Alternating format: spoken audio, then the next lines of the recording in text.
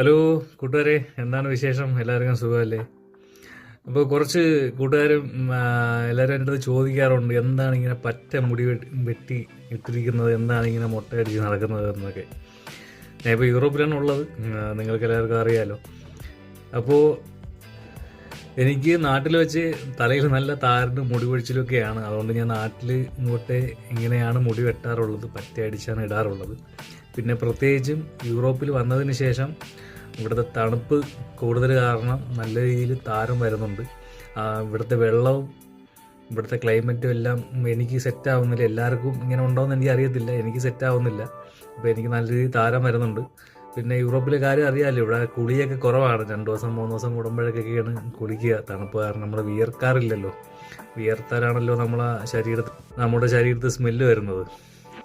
അപ്പോൾ ഞാൻ എൻ്റെ തലയെക്കുറിച്ചോ എൻ്റെ മുട്ടത്തലയെക്കുറിച്ചോ പറയാനല്ല ഈ വീഡിയോയിൽ വന്നത്.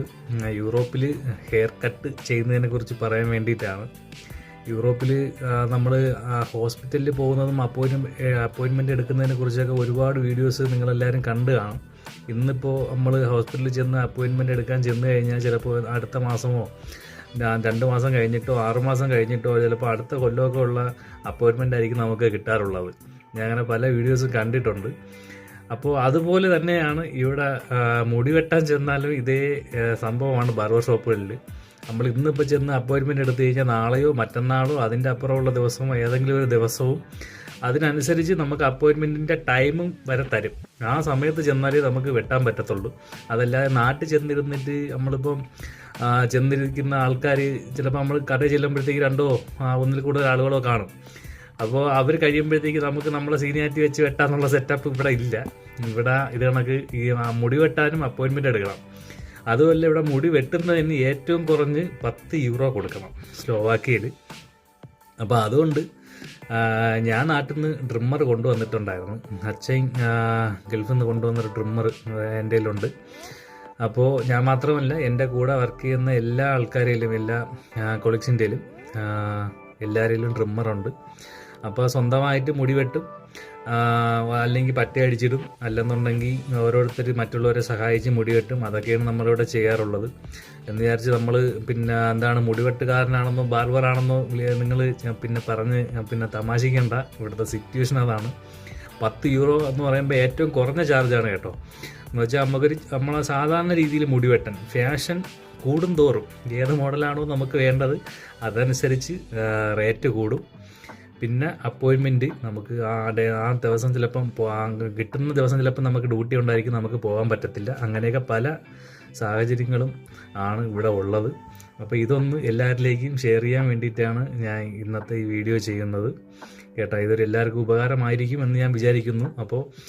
അപ്പോൾ ക്യാഷ് സേവ് ചെയ്യണം ഉള്ള ആൾക്കാർ ആദ്യമായിട്ട് വരുമ്പോഴത്തേക്ക് ഒരു ട്രിമ്മറുമായിട്ട് വരിക. പിന്നെ ഇവിടെ വന്നിട്ടല്ലെങ്കിൽ ട്രിമ്മർ മേടിക്കുക.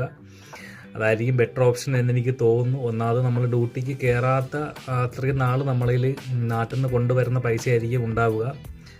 ബേസിക് സാലറിയൊക്കെ തരുന്ന കമ്പനികൾ വളരെ കുറവാണ്. അപ്പം ആ പൈസയിൽ നമ്മൾ നിന്ന് പോകേണ്ടതായിട്ടുണ്ട്. നമ്മൾ തന്നെ ഇപ്പോൾ വന്നിട്ട് ഏകദേശം 4 മാസത്തോളം അടുക്കുന്നു, ഇതുവരെയും ജോലിക്ക് കയറാൻ പറ്റിയിട്ടില്ല.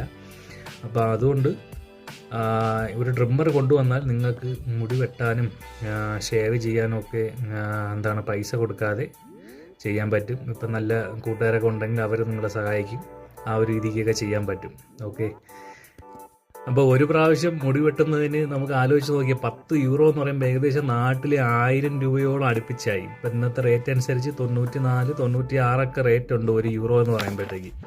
അപ്പം 1000 രൂപ എടുത്ത് ഒരു തവണ മുടി വെട്ടുന്ന കാര്യം ഒന്ന് ആലോചിച്ച് നോക്കി. അപ്പോൾ അതുകൊണ്ട് പൈസ ഉള്ളവർ വെട്ടിക്കോട്ടെ, കുഴപ്പമില്ല. നമുക്ക് ഡ്യൂട്ടിക്ക് കയറിയാലും ചിലപ്പോൾ അപ്പോഴത്തേക്കൊക്കെ സാലറി ആകുമ്പോഴത്തേക്ക് നമുക്ക് പിന്നെ വെട്ടാൻ പറ്റും. അല്ലാത്തവർ ഇങ്ങനെ ചെയ്തു കഴിഞ്ഞാൽ കുറച്ച് പൈസ നമുക്ക് ലാഭിക്കാൻ പറ്റും കേട്ടോ. ഞാൻ നാട്ടിലായിരുന്നെങ്കിൽ ഒരു 10 തവണ മുടി വെട്ടുന്ന പൈസയായി ഈ 1000 രൂപ എന്ന് പറയുമ്പോഴത്തേക്ക്. ഞാൻ സ്ഥിരമായിട്ട് നാട്ടിൽ നിന്ന് നമ്മളെ കിളിമാനൂർ പുതിയാവ് KSBയുടെ അടുത്തുള്ള ഐക്കോണിക് മേക്ക് ഓവർ സ്റ്റുഡിയോ നമ്മുടെ ഫ്രണ്ടായ ഉണ്ണീരെ കടയിൽ നിന്നാണ് വെട്ടുന്നത്. അവിടെ എനിക്ക് ഡിസ്കൗണ്ടൊക്കെ കഴിഞ്ഞ് എനിക്ക് 100 രൂപയ്ക്ക് മുടി വെട്ടാൻ പറ്റും. അപ്പോൾ ആലോചിച്ച് നോക്കി, ഇവിടെ പിന്നെ ഒരു തവണ മുടി വെട്ടുന്ന പൈസ വെച്ച് നമുക്ക് നാട്ടിൽ 10 തവണ മുടി വെട്ടാൻ പറ്റും. അപ്പോൾ ഈ ഒരു വീഡിയോ നിങ്ങൾക്ക് ഉപകാരപ്പെടുമെന്ന് ഞാൻ വിചാരിക്കുന്നു. ആദ്യമായിട്ട് യൂറോപ്പിലേക്ക് വരുന്നവർക്കും ഒന്ന് പിന്നെ ഷെയർ ചെയ്ത് കൊടുക്കുക, എല്ലാവരും കാണുക.